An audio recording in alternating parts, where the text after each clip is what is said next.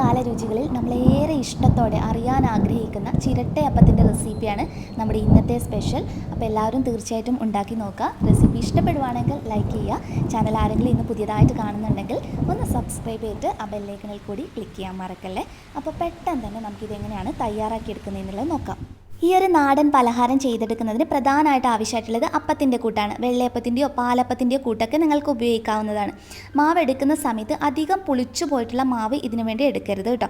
അപ്പോൾ ഞാനിവിടെ വെള്ളയപ്പത്തിൻ്റെ കൂട്ടാണ് എടുത്തിട്ടുള്ളത്. അപ്പോൾ ഇതിൻ്റെ വീഡിയോ മുന്നേ നമ്മൾ ചെയ്തിട്ടുള്ളതാണ്. നല്ല നാടൻ രുചിയിൽ എങ്ങനെയാണ് ഇതിൻ്റെ കൂട്ട് തയ്യാറാക്കി എടുക്കുന്നതെന്നുള്ളത്. അത് കണ്ടിട്ടില്ലെങ്കിൽ ലിങ്ക് ഞാൻ ഡിസ്ക്രിപ്ഷൻ ബോക്സിനകത്ത് കൊടുക്കാം. അതല്ലെങ്കിൽ നിങ്ങളുടെ കയ്യിലുള്ള അപ്പത്തിൻ്റെ കൂട്ട് ഉപയോഗിച്ചിട്ട് ചെയ്തെടുത്താലും മതി. അടുത്തതായിട്ട് നമുക്ക് ഇതിലോട്ടേക്ക് ആവശ്യമായിട്ടുള്ളത് തേങ്ങയാണ്. അപ്പോൾ എൻ്റെ കയ്യിലുള്ളത് ഒരു 2 കപ്പ് വെള്ളയപ്പത്തിൻ്റെ കൂട്ടാണ് ഞാൻ എടുത്തിട്ടുള്ളത്. ഇതിനു വേണ്ടി ഞാൻ ഒരു 1/2 കപ്പ് ചിരകിയ തേങ്ങ എടുത്തിട്ടുണ്ട്.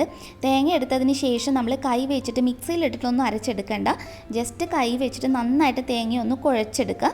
അതായത് തേങ്ങ ഒന്ന് പിഴിഞ്ഞെടുക്കുക. തേങ്ങാപ്പാൽ പുറത്തോട്ടേക്ക് വരുന്ന രീതിയിൽ തേങ്ങ ഒന്ന് ജസ്റ്റ് പിഴിഞ്ഞെടുത്താൽ മതി. ഒത്തിരി സമയം ചെയ്തെടുക്കേണ്ട ആവശ്യമില്ല. ഇതിപ്പോൾ ഞാൻ നല്ലതുപോലെ ഒന്ന് ശരിക്കും പിഴിഞ്ഞെടുത്തിട്ടുണ്ട്. നല്ലതുപോലെ പിഴിഞ്ഞെടുത്തിട്ടുള്ള തേങ്ങ നമ്മൾ ഇതിനകത്തോട്ടേക്ക് ഇനി ചേർത്ത് കൊടുക്കുകയാണ്. അപ്പോൾ ഇതുണ്ടാക്കിയപ്പോൾ എനിക്ക് തോന്നിയൊരു കാര്യം, നമ്മളിപ്പോൾ 2 കപ്പിനൊക്കെ ഒരു 1/4 കപ്പോളൊക്കെ തേങ്ങ എടുക്കുമ്പോൾ നല്ല രുചിയുണ്ട് കേട്ടോ ഇത് കഴിക്കാൻ വേണ്ടിയിട്ട്.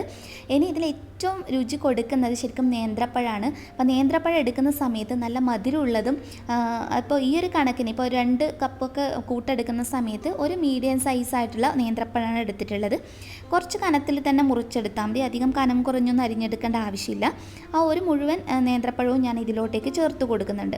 അതിനുശേഷം ഇത് കറക്റ്റ് അളവ് ഇതുപോലെ ചെയ്യണമെന്നൊന്നുമില്ല കേട്ടോ. നിങ്ങളുടെ ടേസ്റ്റിനനുസരിച്ച് ഇതൊക്കെ അഡ്ജസ്റ്റ് ചെയ്യാം.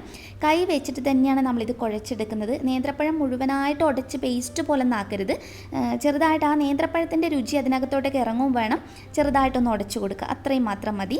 അപ്പോൾ കൈ വെച്ചിട്ട് താല്പര്യമില്ലാത്തവർക്ക് ജസ്റ്റ് തവി വെച്ചിട്ട് ചെയ്യുക കേട്ടോ. ഇതിലോട്ടേക്ക് ഇനി ഒരു 3 ടേബിൾ സ്പൂൺ പഞ്ചസാര ചേർക്കുന്നുണ്ട്. മധുരമൊക്കെ ഓരോരുത്തരുടെ ഇഷ്ടത്തിനനുസരിച്ചിട്ട് അഡ്ജസ്റ്റ് ചെയ്ത് ചേർത്ത് കൊടുക്കുക. ഏലക്കപ്പൊടി അങ്ങനെയുള്ള കാര്യങ്ങളൊന്നും ഇതിനകത്ത് ആവശ്യമായിട്ടില്ല. വേണമെന്നുണ്ടെങ്കിൽ മാത്രം ഉപയോഗിക്കാം. അല്ലാതെ തന്നെ ഇത് ഭയങ്കര ടേസ്റ്റിയാണ് കേട്ടോ. അപ്പോൾ ഞാൻ നന്നായിട്ടൊന്ന് ഉടച്ചെടുത്ത് അപ്പോൾ ആ ഒരു ഫ്ലേവറും കാര്യങ്ങളൊക്കെ കറക്റ്റായിട്ട് വന്നിട്ടുണ്ട്. ഈ ഒരു മാവ് രുചിച്ച് നോക്കുമ്പോൾ തന്നെ നിങ്ങൾക്ക് ഈ അപ്പത്തിന് എത്ര രുചി ഉണ്ടാകുമെന്ന് മനസ്സിലാവും കേട്ടോ. അടുത്തതായിട്ട് പഴയ കാലത്ത് ചെയ്തെടുക്കുന്നത് ഇത് ചിരട്ടയിലായതുകൊണ്ട് തന്നെ ചിരട്ടയപ്പം എന്ന് പറയുന്നത്. അതുകൊണ്ട് ഞാനിപ്പോൾ ജസ്റ്റ് ഒരു തേങ്ങയുടെ ചിരട്ട മാത്രം വെച്ചിട്ട് കാണിക്കുന്നതാണ് കേട്ടോ. അപ്പോൾ ഇതിലോട്ട് കുറച്ച് നെയ്യ് തൂക്കി കൊടുത്തിട്ട് എല്ലാ സൈഡിലോട്ടേക്ക് ആക്കി കൊടുക്കുക. അപ്പോൾ നമ്മുടെ കയ്യിൽ ചിരട്ട എല്ലാ സമയത്തും ഉണ്ടാവണമെന്നില്ല. അപ്പോൾ പുറത്തൊക്കെ നിൽക്കുന്നവരുടെ കയ്യിൽ ഒട്ടും തന്നെ ഉണ്ടാവാൻ ചാൻസ് ഇല്ല. അപ്പോൾ ഞാനിത് കാണിക്കേണ്ടതുകൊണ്ട് മാത്രം ഒന്ന് ജസ്റ്റ് ഉപയോഗിച്ച് കാണിക്കുന്നുണ്ടെന്നേ ഉള്ളൂ.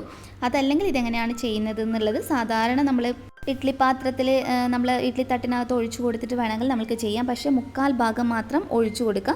കാരണം ഈ അപ്പത്തിൻ്റെ കൂട്ടായത് കൊണ്ട് തന്നെ ഇതൊന്ന് പൊങ്ങി വരും. ഇത് കണ്ടോ, ഞാൻ ആ 2 ചിരട്ടയിൽ മാത്രമേ അങ്ങനെ ഒഴിച്ചു കൊടുത്തിട്ടുള്ളൂ 1/4 ഭാഗം.